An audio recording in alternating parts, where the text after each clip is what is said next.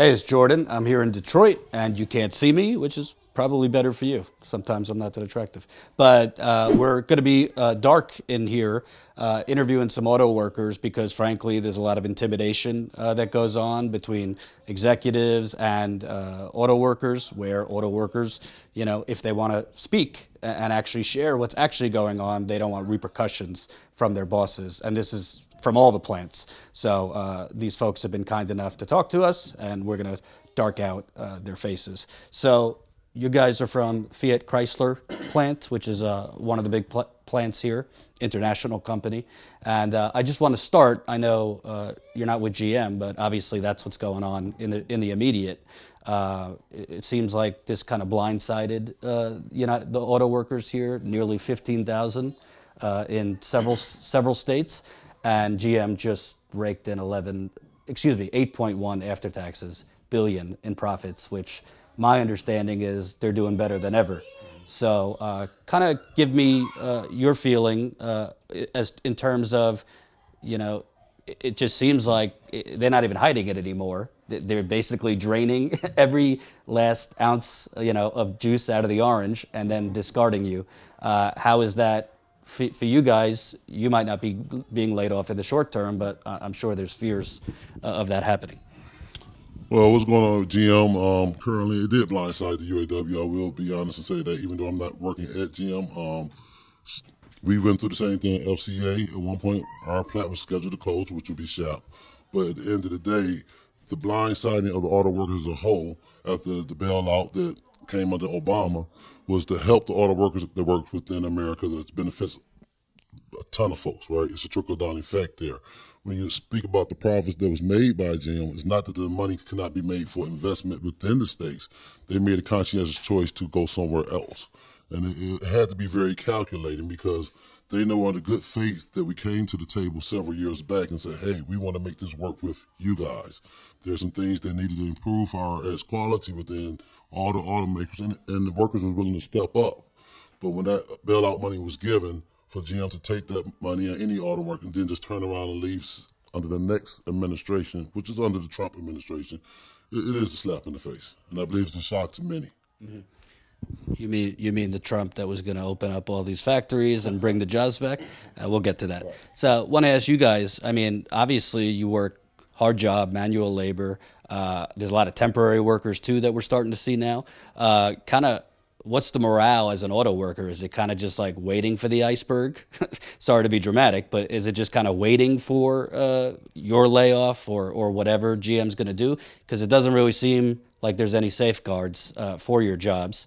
And it seems like this bailout really had very few strings attached. Well, as far as the morale, I mean, within the plant, our plant specifically, SHAP, you see a lot of TPTs versus, you know, full-time workers. And, you know, the management, they created this because they hiring all these TPTs.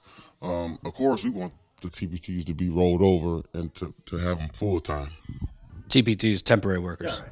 Right, temporary workers and then full-time workers. We want the TPTs to be rolled over full-time and eventually get those full-time benefits as the other workers. But what management is doing is basically, well, we're going to use these temps and get, you know, try to get them in on overtime. And but if you work a TPT for overtime, you're taking away from a full-time worker. And, you know, the TPT say, hey, we got to eat too. And, you know, in UAW, we want everyone to eat, you know what I'm saying? So as far as full-time workers, you know, yeah, we're entitled to this overtime. And, you know, TPTs, yeah, we want them to be, but originally TPTs are here to make sure that, you know, we can get days off and not really for overtime purposes. So once they are hired in, and that's what we want them to be hired in, and that's the goal, looking for long-term money and not just short-term. But what management is doing is basically saying, okay, we want them to focus on the short-term money. That way, they won't even think about getting hired in, you know? And in GM, but I'm sure also it's going to Fiat Chrysler and other plants, their talking point is these cars aren't selling, the small sedans, we got to move to electric. China actually subsidizes citizens up to like 10,000 an electric car. So GM is really doubled down on trying to sell cars in China. But I'm thinking, okay, well, why is it that that can't be done here in America? Why is it that the workers they're laying off, whether it's General Motors, Ford just laid off 1,000 people, why isn't it that those workers can't be trained to build these cars? Is there something I'm missing? It does seem basically like they want to do it in Mexico and other countries for cheaper labor. Well, I think one of the reasons why they know it's going to be cheaper labor if they go across the border or whatever to do it, because of some simple fact that Mexico, the plant in Mexico, everybody knew that. They said, okay, we're going to all of a sudden Chrysler moved to building all of their vehicles down there, the small vehicles in Mexico. When they made that announcement to talk about doing that, they knew there was a big cut that it was going to be for the industry as a whole. They started something, and they opened up Pandora's box for everybody else to follow behind, from GM to Ford. Now Ford is doing the same thing, and GM is doing the same thing, slowly but surely. They're just doing it at a slower rate than Chrysler did. Chrysler was very cutthroat with it. They didn't play around. They just went ahead and said, we're going to mainly build SUVs, bigger vehicles and stuff like that, focus on that. But it was their way of saying, well, we're going to cut the fat right now by doing it this way. But so many people are being put out of their jobs.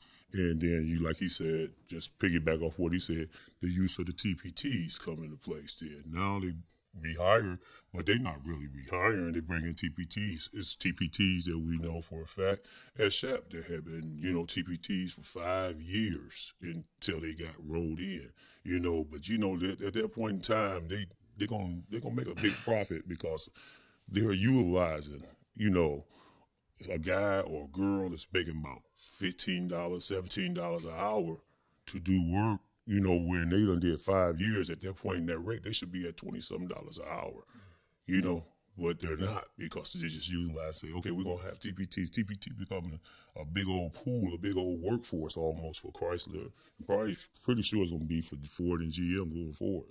So I want to speak on something that our leadership has done as far as TPT workers. When we originally started came over, bring the truck, the Ram 1500, over to, by the way, which is the truck of the year in North America. There were a lot of temps that came over from the Warren plant, and our leadership negotiated with management. I mean, it took some time, what I'm saying, because they really didn't want to do it. So, but our leadership, they did. We were able to roll over 1,600 temporary workers to full-time workers, and I think that number is actually more now. But that's kind of like unheard of. Like at one time, 1,600 temporary workers was rolled over to full-time, and that speaks numbers. What I'm saying, as far as being able to do that, and we had, our leadership had to force their hand. As far as these temporary workers are doing full-time, work, and they're here 40 hours plus a week. We need them rolled over. So that's good. You were speaking on, I do want to touch on it too, with the electric vehicles and going overseas. I think what's important to capture in this is, trucks are a higher profit margin for the states, which benefits the company, and it's a trickle-down effect to the workers. I get that part. I believe getting out the car business, which you see the trend going steadily for all the automakers, I believe that may be a mistake, because not everybody nobody can afford cars, first thing. Then when you start shipping overseas to other countries, they most definitely can't support affording cars. So when you look at overseas foreign countries, they are working to build an infrastructure, which I don't see here in the States. When you go to electric cars, to support that electric car. Our gas stations are still fossil fuel, right? We don't have electric pumps in every gas station to support having an electric car. So when you send these vehicles over to get built overseas, it's for those markets. But when those markets come back alive and the trucks stop being as profitable, or people start getting out of trucks, we're going to fail at that point, and the economy is going to turn against the auto worker.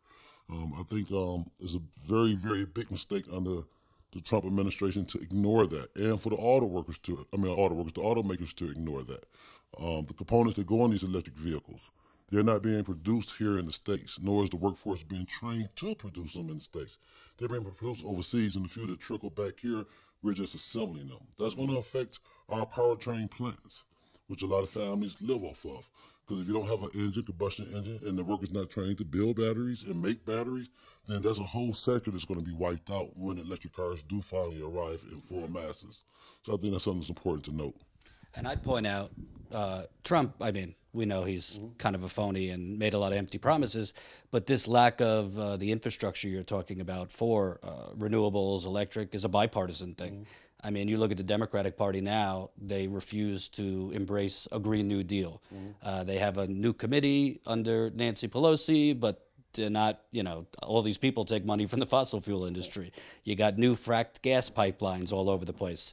So it's not necessarily, that's not necessarily about the automakers, but there seems to be a bipartisan resistance to move away from fossil fuels. You have Democrats talking about it. They talk the talk, but they still take the money from fossil fuel companies, and they talk the talk that we can't move away from fossil fuels right away. So it seems like it's a bipartisan stalemate.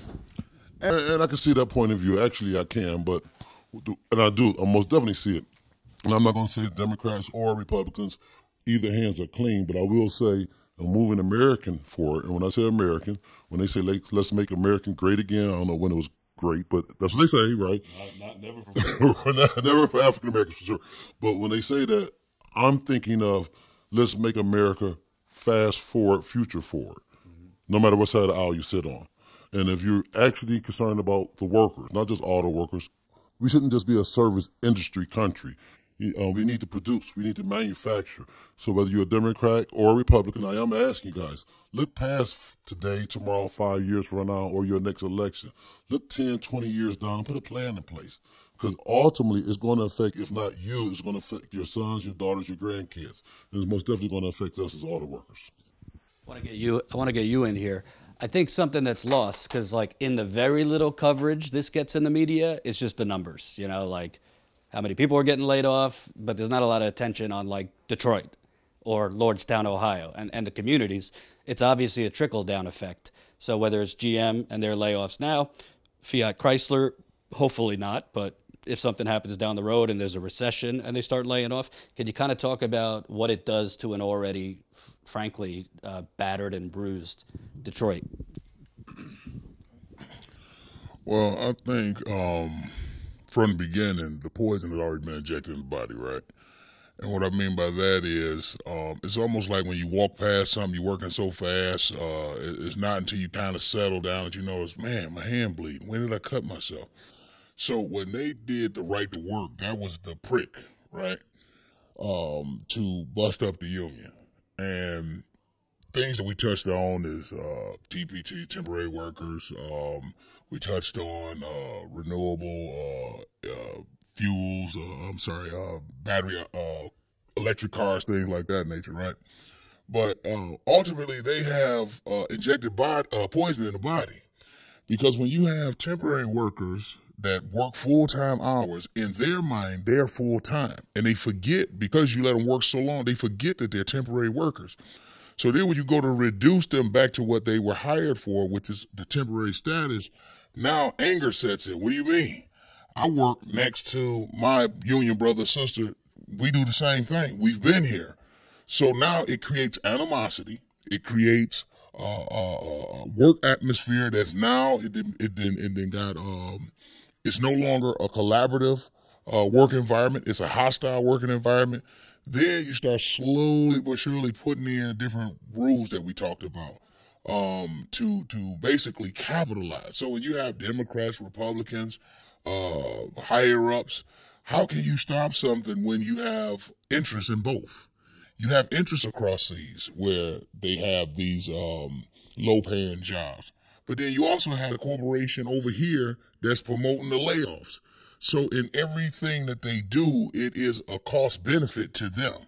And it's a disadvantage to the person that's caught up in that whole, deceptive circle. So then it trickles down to the neighborhoods. Like I said, it's already distressed, because if I took this job, a lot of them came from the South, because, they went from the fields to the factories, right? They figured, I'm bringing my family because I'm after this American dream that you told me I can have on TV. So once I came up here, all I had to do was hard work, and I get paid for it. So this America that they say is great, it was great because you can earn your way. You can't do that now because it's all deceptive. They don't want to give you a pension. They don't want to pay you for what you do. So everything you do now, it's one big old illusion. You believe in one thing, but it's actually another. So when do the other shoe fall? You took away the cars because you claimed that, hey, we have something for that. We're going to electric cars. But like my union brother said, if you don't have the training, and that's something that's sorely missing, even in a Detroit setting, is training, the ability to do these jobs. So yeah, you want to bring back in the economy. You want to bring these jobs here. But if the people that's in these areas that's distressed can't or don't have the skills to obtain these jobs, then they X'd out, no matter what you do. And you have an excuse to continue on this destructive behavior that you have, because you can always say, well, hey, we can offer training. But how can you offer training when I don't even have the ability to make it to the place to be trained? Because now you don't have transportation for me to get there. You don't have a safe way in which I can get there, because now I have to worry about so many different things. So it's almost like from the president's level, that's where the deception starts, all the way down. And again, it goes by being pricked. I found out later that the trick has been on me. I've been at Chrysler now almost 20 years, and I've seen a lot. And it's always the same, where management want to know, how can I get more and pay you less to do it? That's the ultimate beef between unionized workers and the company. How can I get everything and you get nothing? And that's the sad part in all this.